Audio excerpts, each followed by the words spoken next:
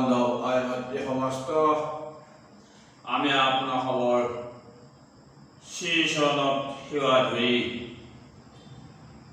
আমাৰ আজিৰ পৰ্যালোচনা আমি আগবঢ়াব খুজিছোঁ। আমাৰ ধৰ্মৰ চাৰি খুঁটিৰ ভিতৰত সত্য, তপ, শৌচ, দয়া। চাৰি খুঁটিৰ ভিতৰত সত্য, এই ধৰ্মৰ চাৰি খুঁটিক আমি ধাৰণ কৰিব পাৰিব লাগিব।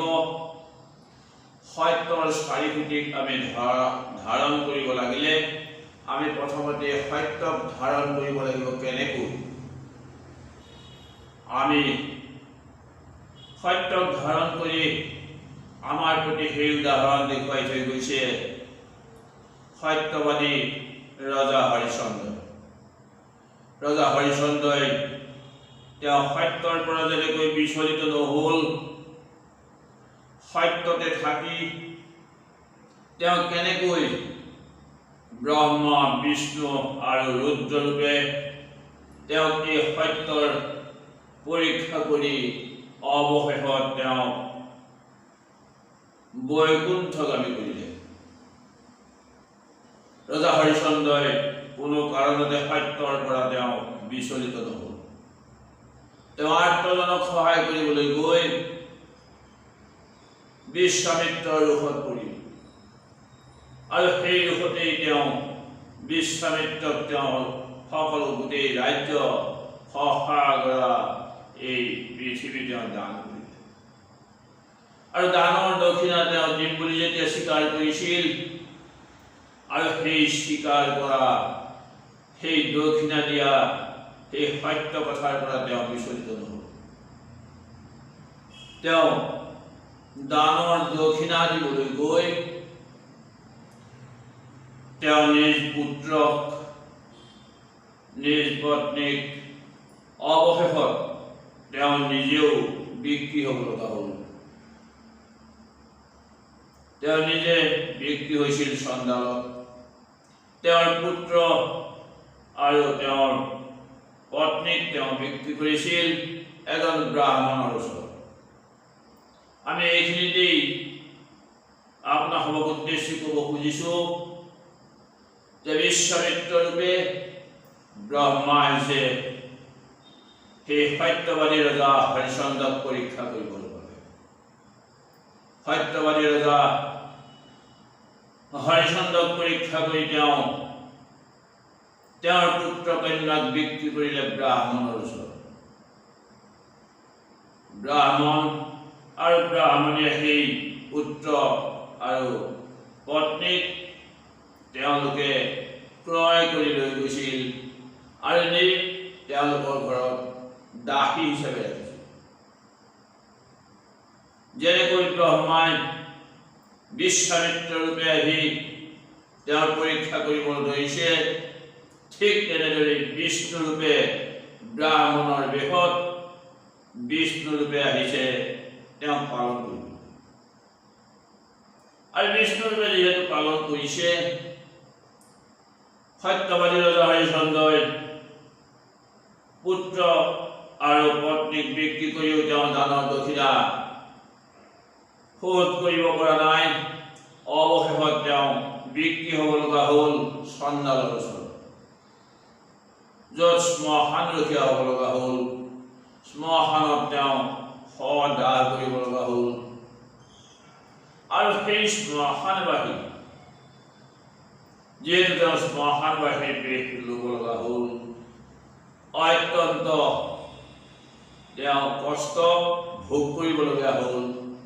সেই চণ্ডাল অন্য কোনো নহয়, ৰুদ্ৰৰূপে আহিছে তেওঁক পৰীক্ষা কৰিব। আৰু অৱশেষত যেতিয়া তেওঁৰ পুত্ৰ সৰ্বদংশনত মৃত হৈছিল, তেওঁৰ পত্নীয়ে সেই পুত্ৰক লৈ হৰিশ্চন্দ্ৰ ৰজা যিখন শ্মশানত আছিল সেই শ্মশানলৈকে লৈ গৈছিল আৰু তাতেই তেওঁলোকৰ পুত্ৰ, পত্নী আৰু ৰজা হৰিশ্চন্দ্ৰৰ মিলন হৈছিল। ৰজা হৰিশ্চন্দ্ৰ যিহেতু সত্যৰ পৰা বিচলিত নহ'ল, ব্ৰহ্মা, বিষ্ণু আৰু ৰুদ্ৰৰূপে যিহেতু তেওঁক সেই সত্যৰ প্ৰমাণ কৰিলে, তেওঁ যিহেতু সীতাক জাপ দিব খুজিছিল তেওঁ পত্নী আৰু পুত্ৰ সমন্বিতে, সেই সময়তে ব্ৰহ্মা ৰূপে সেই বিশ্বামিত্ৰই আহি তেওঁলোকক মুক্তি প্ৰদান কৰিবৰ বাবেই বৈকুণ্ঠৰ পৰা ৰথ আনি তেওঁলোকক বৈকুণ্ঠগামী হোৱাৰ সেই উপদেশ প্ৰদান কৰিলে, সেই আশীৰ্বাদ প্ৰদান কৰিলে যে ৰজা সত্যবাদী হৰিচন্দ্ৰ তোমাৰ জয় হওক। ৰজা হৰিচন্দ্ৰ ইফালে বৈকুণ্ঠগামী হ'ল, ইফালে বশিষ্ঠ ঋষিয়ে এই খবৰ পালে যে ৰাজ্য ছাৰখাৰ হৈ গ'ল, ৰজা হৰিচন্দ্ৰ তেওঁ বৈকুণ্ঠগামী হ'ল। কাৰ কাৰণে? তেওঁ ইজন সিজনৰ পৰা কথাখিনি জানিলে যে তেওঁ বিশ্বামিত্ৰৰ ৰোষত পৰিল, বিশ্বামিত্ৰৰ ৰোষত পৰি তেওঁ ৰাজ্য ছাৰখাৰ কৰিলে। আৰু সেই সময়তেই বশিষ্ঠ মুনিয়ে বিশ্বামিত্ৰক বিচাৰি আহি তেওঁ লগ পালে আৰু দুইজনৰ মাজত ঘোৰ যুদ্ধ হৈছিল। আৰু অৱশেষত বশিষ্ঠ ঋষিয়ে অভিশাপ প্ৰদান কৰিছিল বিশ্বামিত্ৰৰ প্ৰতি যে তুমি বক পক্ষীৰ ৰূপ লোৱা। আৰু বক পক্ষীৰ ৰূপ লোৱাৰ পাছত বিশ্বামিত্ৰয়ো বশিষ্ঠক অভিশাপ দিলে যে তুমিও শতক পক্ষীৰ ৰূপ লোৱা। এই অভিশাপত দুইজনৰ হাপাহাপি হৈ যিহেতু বক আৰু শতক পক্ষীৰ ৰূপ ল'লে, পৃথিৱী গোটেই কম্পমান হ'ল। এই বক আৰু শতক পক্ষীৰ যুদ্ধত পৃথিৱী কম্পমান হৈ পৃথিৱী গোটেই লৰচৰ হৈ গৈছে। যেতিয়া সৃষ্টি ধ্বংস হোৱাৰ উপক্ৰম ঘটিছে, সেই সময়ত ব্ৰহ্মাই আহি তেওঁলোকক সান্তনা প্ৰদান কৰি তেওঁলোকক জ্ঞান দান দিলে। এতিয়া তেওঁলোকক সেই বুজাবুজিৰ ভুল, যিহেতু সত্যবাদী ৰজা হৰিচন্দ্ৰক পৰীক্ষা কৰিবৰ বাবে ব্ৰহ্মাৰূপে সেই বিশ্বামিত্ৰ ঋষি আহিছিল। ব্ৰহ্মাই তেওঁলোকক সেই জ্ঞান, যিহেতু পৰীক্ষাৰ বাবেহে ৰজা হৰিচন্দ্ৰ পৰীক্ষাত উত্তীৰ্ণ হৈহে বৈকুণ্ঠগামী হৈছে, এই জ্ঞান যেতিয়া ব্ৰহ্মাই তেওঁলোকক প্ৰদান কৰিলে, তেতিয়াহে সেই বিশ্বামিত্ৰ আৰু বশিষ্ঠ ঋষি শান্ত হৈছিল। এতিয়া আমি ক'ব খুজিছো যে সত্যক আমি ধাৰণ কৰিব পাৰিব লাগিব। আমি সত্যক ধাৰণ কৰিব পাৰিলেহে